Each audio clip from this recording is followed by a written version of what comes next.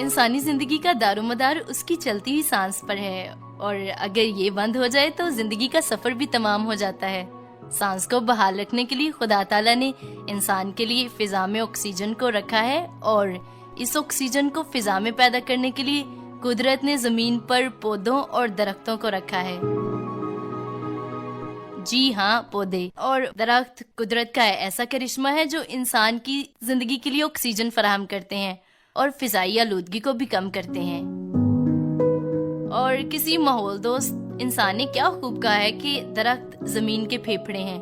अगर जमीन की सांस को बहाल रखना है तो दरख्तों और पौधों को उगाना और उनकी परवरिश में पूरा ख्याल रखना भी बहुत ही ज्यादा जरूरी है।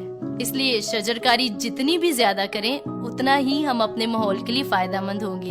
हमारा सियारा जमीन जो दिन ब दिन तवानाई की ज्यादती की वजह से गर्म होता जा रहा है और फिजा में कार्बन डाइऑक्साइड और दीगर मुज़र सेहत गैसें इंसान की जिंदगी को मुश्किल बना रही हैं। माहौलियाती जिंदगी पर काम करने वाले साइंसदान और मुहक्किक इसी बात पर जोर दे रहे हैं कि अगर माहौल को फिजाई आलूदगी से बचाना है तो ज्यादा से ज्यादा शजरकारी करने की जरूरत है।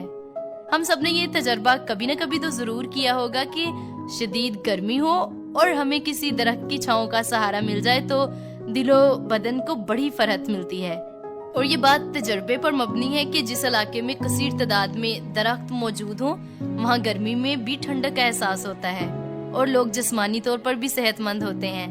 बहुत से मुमालिक ने तो इसे बहुत संजीदगी से लिया है, जिनमें सऊदी अरब का जिक्र जरूर सुन लीजिए। सऊदी अरब ने 2060 तक ग्रीन सऊदी अरब की मंसूबाबंदी कर ली है और इस हदफ के लिए भरपूर कोशिशें भी शुरू कर दी हैं, जिनका इफ्तिताह सऊदी वली अहद शहजादा मोहम्मद बिन सुलेमान ने रियाज में किया है।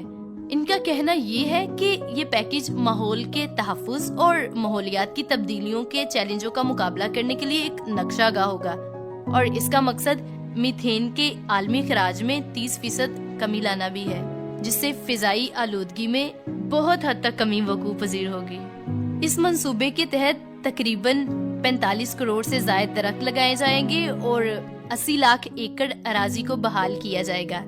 इस कदम से कार्बन डाइऑक्साइड के अखराज में कमी आएगी।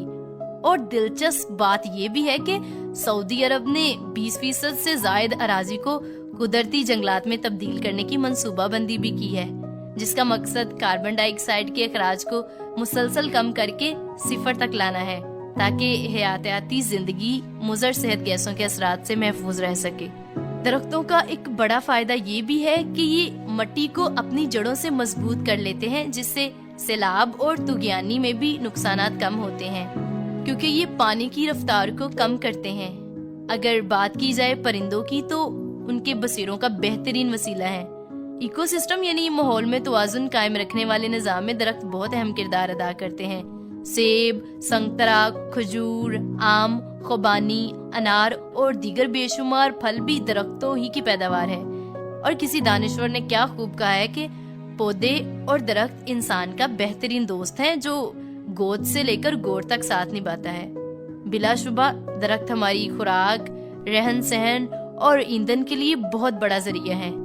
जहाँ बेशुमार फायदे जो कुदरत के इस करिश्मे से हम सदियों से हासिल कर रहे हैं, वहाँ सवाल ये है कि हम इन दरख्तों के लिए क्या करते हैं। हम इनकी देखभाल करते हैं या काटने और कीमियाई मादों से इनको तबाह कर रहे हैं। इनकी मुसलसल कमी यकीनन इंसान के लिए तबाही है, तो हमें इस तबाही से बचना है और खुदा की इस अजीम तोहफे का बेहतरीन इस्तेमाल करना है और इनका ख्याल रखने की भरपूर कोशिश करनी है।